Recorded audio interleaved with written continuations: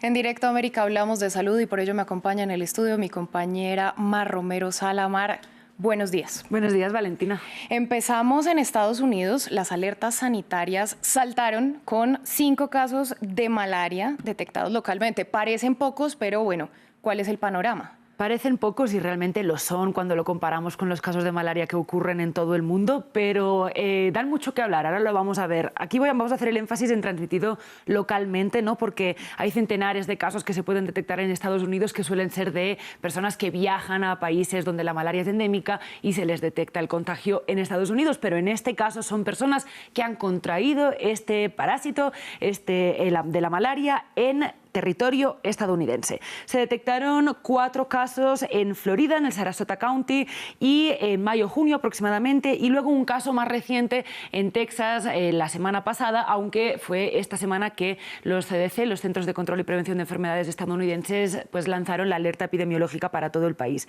Como vemos, son las regiones que están, digamos, en las zonas más templadas, ¿no? Más cálidas de Estados Unidos y también más cerca a países como México, donde empieza desde México hasta Bolivia, Brasil, más o menos en toda la región americana son los países donde se detectan malaria en algunos lugares, ¿no? Entonces vemos que son de los lugares que están más cerca ahí y no se tiene evidencia de que los casos estén relacionados y sobre todo es lo primero que sucede, es la primera vez que sucede desde 2003, justo hace 20 años. Por supuesto se recomienda ahora que los médicos consideren la malaria ante personas que tengan síntomas, no solamente si estas personas tienen un historial de viaje, sino considerando que se podrían haber contagiado en territorio estadounidense. Bueno, estamos hablando de 2 décadas dentro de Estados Unidos sin casos de malaria. ¿Cuál es el riesgo de que aumente esta transmisión interna, pero también en el mundo?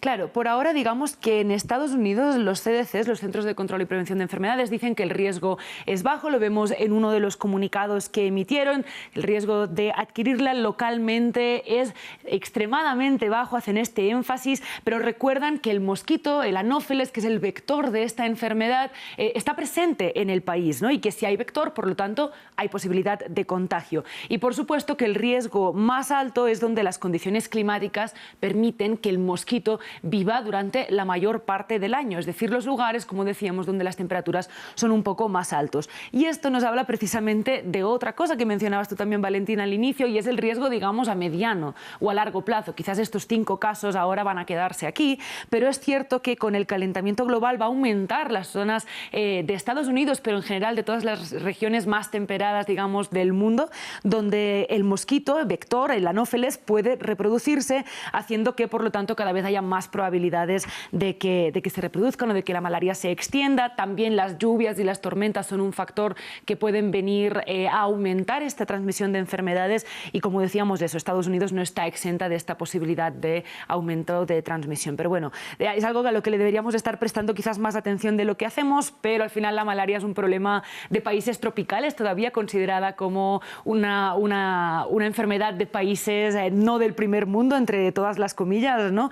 Al final el 95% de los casos suceden en el continente africano, entonces suele ser una enfermedad a la que a veces pues, no se le presta tanta atención en prevención o en investigación, algo que deberá cambiar si queremos evitar, como decíamos, que se extienda todavía más. Bueno, y otro de los efectos devastadores del cambio climático, ojalá, como usted lo dice, sirva para poner el foco en estos lugares donde sí es una enfermedad realmente grave.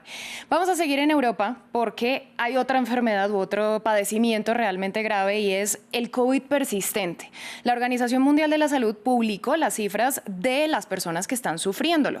Sí, COVID persistente, COVID prolongado, 2 palabras que se usan indistintamente para esto, que es esos síntomas cuando los síntomas del COVID se prolongan, como su nombre indica, después, digamos, de la infección particular por el virus. Se publicaron las estimaciones, no es que sean números comprobados uno a uno, sino que son unas estimaciones de que hay 36 millones de personas en la región europea que sufren o han sufrido este COVID prolongado en los 3 años de pandemia que llevamos, ¿no? Esto significa que es un europeo de cada 30, es una cifra verdaderamente alta que nos recuerda que de alguna forma la pandemia sigue afectando la vida de muchas personas, aunque haya haya dejado de ser una emergencia internacional y de hecho también aquí la OMS europea añadía que todavía hay 1000 muertes que suceden por COVID-19 en Europa cada semana, una cifra pues bastante alta, ¿no? que no podemos olvidar, y recuerdan eso, que al final para evitar el COVID largo lo importante es evitar el contagio, por lo tanto la importancia de seguir manteniendo los esquemas de vacunación, sobre todo en los grupos de más riesgo.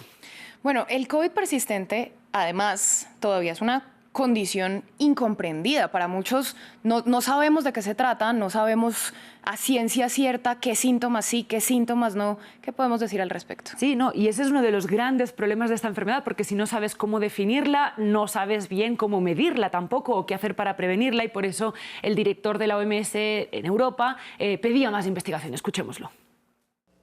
Long COVID remains a glaring blind spot. El COVID persistente sigue siendo un punto ciego de nuestro conocimiento que necesita aclararse rápidamente. Si no desarrollamos diagnósticos y tratamientos para el COVID persistente, nunca nos recuperaremos verdaderamente de la pandemia. We are encouraging more research is undertaking. Pedimos más investigación e instamos a quienes puedan vacunarse que se vacunen. Esta condición invisible debería tomarse en serio en todos los sectores sociales y de salud. Be taken seriously across the health and social sectors. Claro, este punto ciego del que habla Hans Kluge, que también estaba mencionando, ¿no?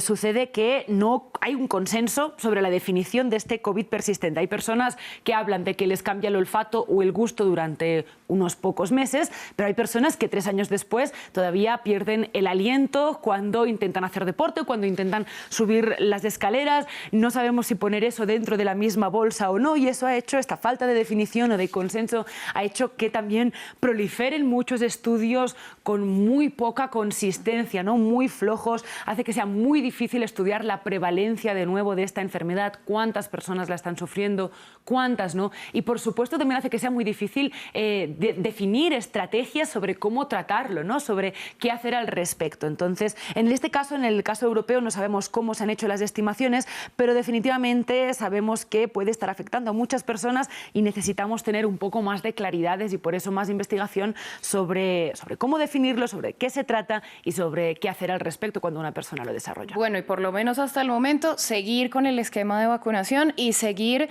con este lavado de manos, con todas estas medidas que deberían estar apropiadas y en muchos casos no. Sí, pequeñas medidas de prevención que ya sabemos que todo el mundo tiene mucha prisa para dejar este problema del COVID atrás, pero que hoy en día pues, nos podrían todavía ayudar a limitar un poco estas consecuencias negativas. Mar, muchas gracias por toda esta ampliación. Nos vemos mañana. Hasta mañana, Valentina.